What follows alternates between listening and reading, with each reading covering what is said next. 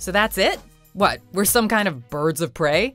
Welcome to WatchMojo, and today we're counting down our picks for the top 10 reasons Birds of Prey is better than Suicide Squad. I wanted a fresh start, but it turns out I wasn't the only dame in Gotham looking for emancipation.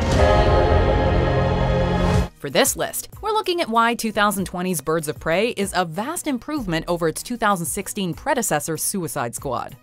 Number 10. The editing and pacing. One of the biggest issues with Suicide Squad was its pacing, which isn't surprising since, quote, multiple editors were brought on board. The result was 2 hours of exposition loosely tied together by something resembling conflict.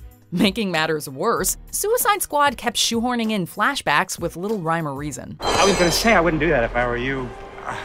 Birds of Prey isn't executed in chronological order either, but this narrative structure actually works to its advantage. The movie is told from Harley Quinn's perspective, and since her mind is unhinged, it makes sense that her story would jump around. Ah, shit, I told this all wrong. Quick history lesson. While Harley isn't the most focused narrator, the plot and motivations are never incoherent. Even when Harley backtracks to explain someone's backstory, she does it in such an entertaining way it's hard to complain.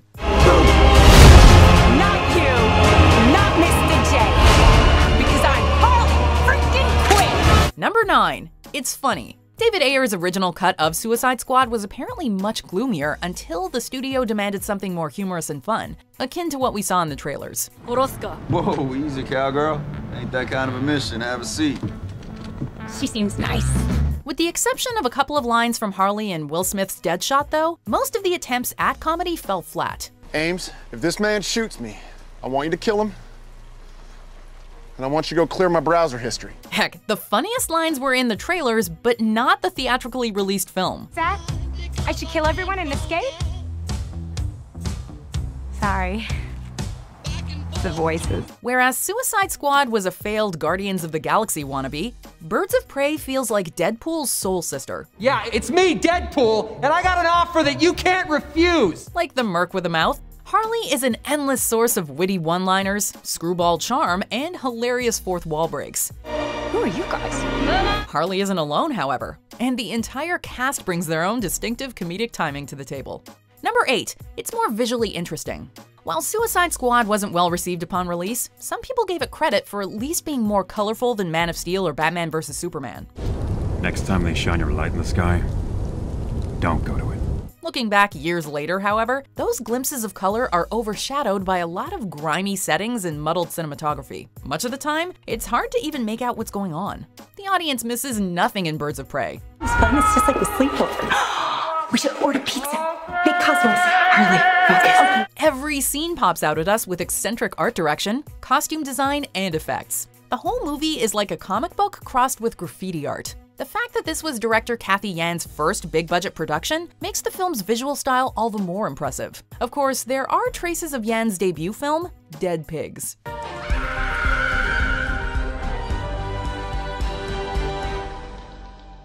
Number 7. It has better action. If you're not going to develop the characters or deliver an involving story, the least you could do is give us some cool action sequences. Yet even the action in Suicide Squad was fairly by the numbers, resulting in one uninspired shootout after another.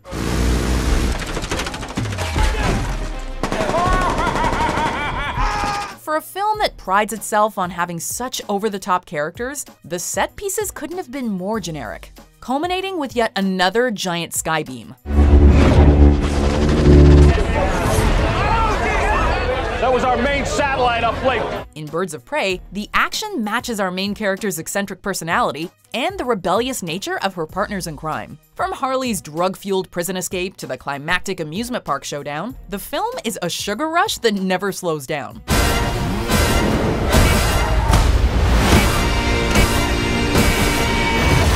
Imagine John Wick meets the Harley's Holiday episode from Batman the Animated Series. I'm having a bad day! I'm sick of people trying to shoot me, run me over, and blow me up! Number 6. It's not a preview for future DC movies. Why, Mr. Wayne? Just like to make friends. It's fitting that Suicide Squad was recut by the company behind its teaser because the film was basically one bloated trailer for future DC projects. After Batman vs. Superman, we didn't need another movie to remind us that Justice League was coming. Fortunately, Birds of Prey follows the example set by Wonder Woman, Aquaman, and Shazam, keeping things self-contained. I invited another friend. I hope that's okay.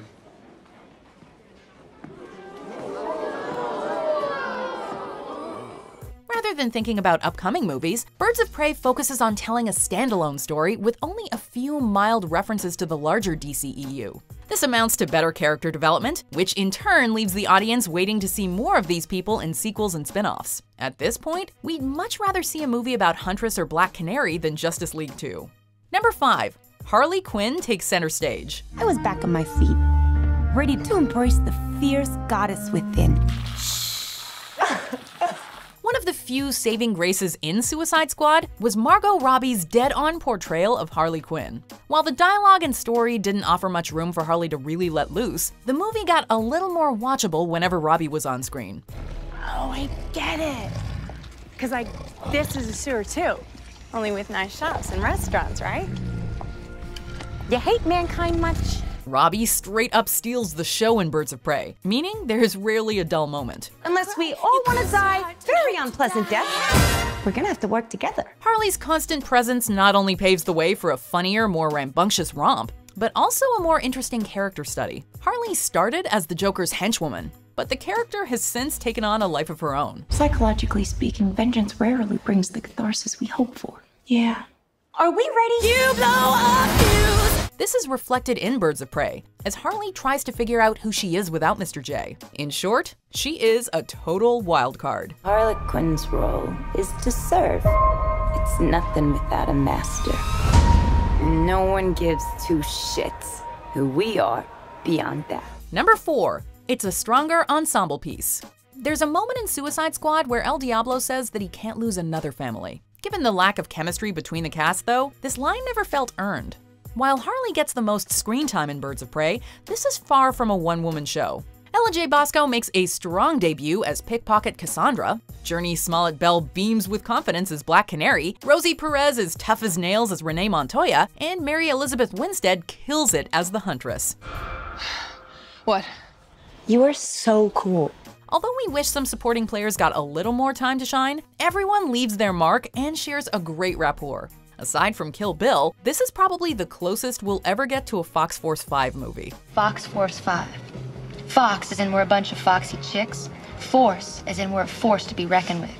And 5 as in there's 1, 2, 3, 4, 5 of us. Number 3. A superior villain. We remember nothing about Suicide Squad's interpretation of Enchantress outside of her ridiculous outfit and dance moves. Lady, you are evil!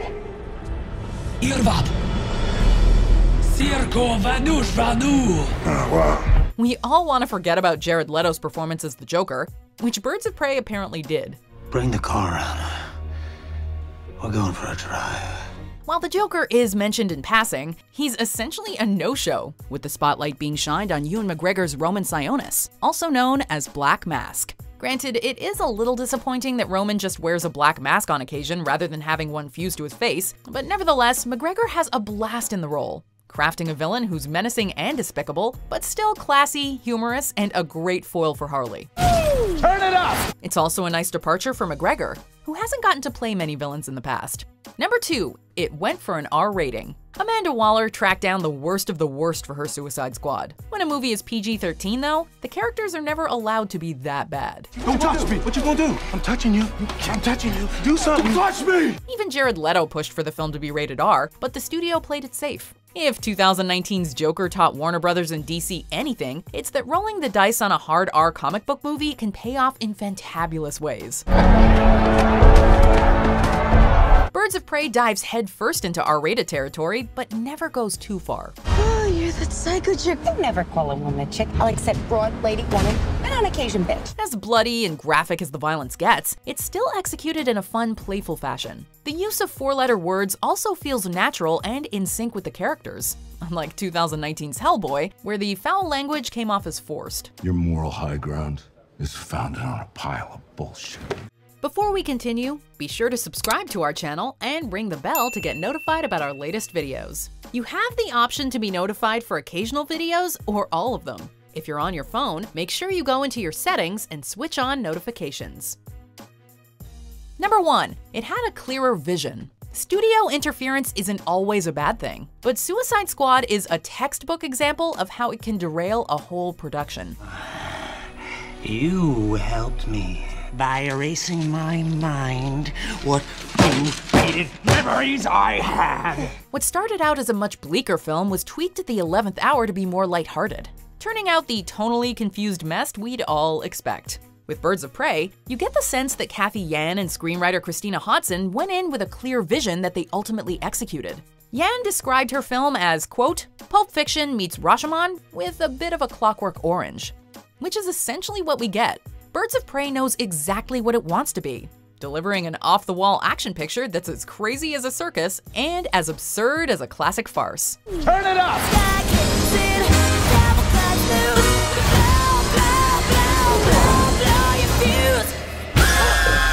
Do you agree with our picks? Check out this other recent clip from WatchMojo, and be sure to subscribe and ring the bell to be notified about our latest videos.